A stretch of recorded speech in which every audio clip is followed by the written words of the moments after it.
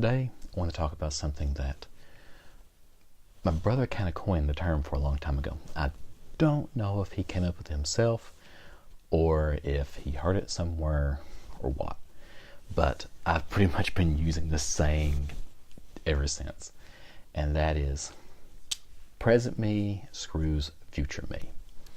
And what do you mean by that? Well, and this is when he's in college. He's like, because he said that he always waits to the night before to do everything. Do you need to study for a test? Night before. And what his analogy was is that present me, he ain't got to do crap. Future me, he's got to do a lot of stuff. So, and I don't do that much anymore, but in the past I have. I've been like, I'm going to do this, I can't do this, I want to do this, so bah. So, the present me screws future me. And you can say that to varying degrees. How depends on how you look at it. What do you consider screwing yourself over? And this could also be all boiled down to procrastination. Are you doing what you should be doing right now? And the answer to that is generally is okay. It's like, is there something that you could be doing? And the answer to that question is I don't think so. It's like I'm either, like when I get home at work, I do my job because doing my job keeps my family fed. Now I've got the Beverly Hillbillies theme song stuck in my head. Keep his family fed. I hate it when I do that, but it is literally stuck in my head and I'm singing it. I can't make it stop. But anyways, so yes, when I'm at work, I work hard, I do my job, and I make sure that there's no reason. If I'm let go, it's not because of lack of performance or I'm late or disciplinary reasons. The only way, generally, if somebody's going to let me go, it's going to be like we need to cut staff or budgeting or something like that. And I try to make it to where if they do need to cut staff for budgeting or something like that, I want to be the last person they want to let go. So that's my go at work. But when I'm home, it's like, okay, all right, I'm playing with the dogs, I'm playing with my son, I'm doing this or I'm doing that. And it's like, okay, there's things like I can do that. Not really. I started to say I could do that and pick up, and I'll have probably a few dog hairs in my hand. Roddy really didn't have any at that time, because I try to vacuum it around once a week. But it's like, is there something that you could be doing? It's like, well, yeah, more. That's like I could be working on the bushes. I don't care about bushes. I don't. So the bushes outside are a little overgrown. They need to be cut. What I do is I cut them like twice during the summer. Some people are out there almost every week doing it. Me, yeah, it would make my yard look better. Yeah, but that's not, to me, not doing that and playing with my son and my dogs, things like that. To me, that's more valuable. That's a better use of my time. But other people may not consider that. They'd be like, well, no, you should be doing this. You should take pride in what you own. I do take pride in what I own. They're alive. I don't cut them down to the ground to kill them. I water them. And yes, I understand watering them makes them grow better and things like that. But I don't actively prune them. I don't do all that stuff, mainly because I'm kind of weird about grass. When I see a field and I see all the dandelions and the little purple flowers and just all the little things like that, and they're blowing in the wind and see all the color. I love that. That's what I love. The grass may be about, I don't know, 6 inches high. My neighborhood, I can't do that. And one, my yard's too small. I mean, like a big field. That's honestly, if I had like a few hundred acres or something like that, I'd probably cut the grass to be about whatever the highest length of my lawnmower would go, because that's what I like to it. Look, I love to see it blowing in the wind, and you can actually see it sway back and forth. And I wouldn't want it much higher than that. And really, that's about the height. That's about as tall as I'd want it. I might maybe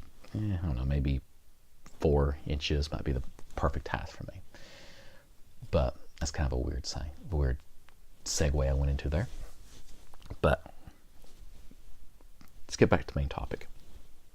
Present me screws future me. College, I did do this. There'd be times like, I got a program due. All right, well, I got 2 weeks to do it. Still got a week to do it. I still got 3 days to do it. I got a day. I got the day to do it. Oh crap! It's due tomorrow. And I'd work on it for hours, and I'd get it done. My grades could have been a lot better if I would have stayed up on things. And I really didn't study in college, and I made C's. I did. I wasn't an A student. It wasn't like because just I didn't put forth that effort. But the thing is that I made C's, and I really didn't study. I basically would do the homework. I go to class. You'd ask my wife, she'd tell you I didn't take notes, and I really didn't. I'd pay attention, but I honestly would drift off sometimes. So I kind of did procrastinate a lot in college. So that saying was true for me in college. But at home, again, going back to the home, does present me screw or future me? And I'm thinking, well, there are times when I do let the grass go a little bit too long. And that does make it take a lot longer for me to cut it. But what was I doing is that to make me neglect the grass? Was I just sitting here playing a video game that I could have played after I cut it? I generally don't play video games until after Adrian goes to bed. And that means it's dark outside, which means I can't cut the grass. So, generally, no. Was I playing with Adrian and the dogs? Most likely. If it was on a weekend, was I going out with my friends? Was somebody coming over, or was I going to a Renaissance fair, which is something I recently did. It's the reason why I'm saying that. Or was I doing something else with some friends? Quite possible. And when I think back, and I'm like, was that procrastination? Or was that present me screwing over future me? And I really can't say it was. So, I probably should add a question mark to my little thing. Because what I do, I'm going to show you my secret. I've done past 2 videos. Oops. I made my cards for the video. What I'm doing is I'm doing it on my iPad Pro. So this is the card for this one. Let me look and see if I can. Yeah, we'll do that. Yeah. And then basically what it is we'll do a time-lapse thing. It shows you drawing it on there. That works. And what I do is basically when I put it in my video editing program, I slow it down a lot. So basically I just want to add the question mark on there. So I'm going to export it. Export. Save. And it's actually pretty good. It's pretty fun. I kind of like it. It's a little bit more work because it's something you have to draw out and everything. But overall, I'm just checking to make sure it looks okay. Yeah, okay. There's a little thing I did with some over here, which I should have deleted. I shouldn't have done, but it's okay. But the more I think about it, about that whole analogy, and was thinking, is it still true? Does present me screw a future me? And I really can't say it does. It is, because my son is only going to be this age once. My dogs aren't always going to be here. And as long as I'm not neglecting my yard, like making it to where it's like, oh great, I can't cut it right now because it's just too long. It's like, oh, I went a little bit too long. You got a little high. It's just going to make me, I just got to go slower on my lawnmower. Because there's times I have one neighbor who basically he has to pick, he has a push mower. So say it's a lawnmower.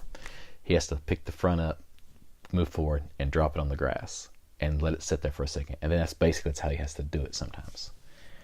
But yeah, I don't believe that future me or present me is screwing over future me anymore. So do you have this issue to where you do that? If you do, let me know. Tell me if you're trying to correct it or if it's just something you accept. But hope you had a good day. Me, pretty good. Talk to you tomorrow.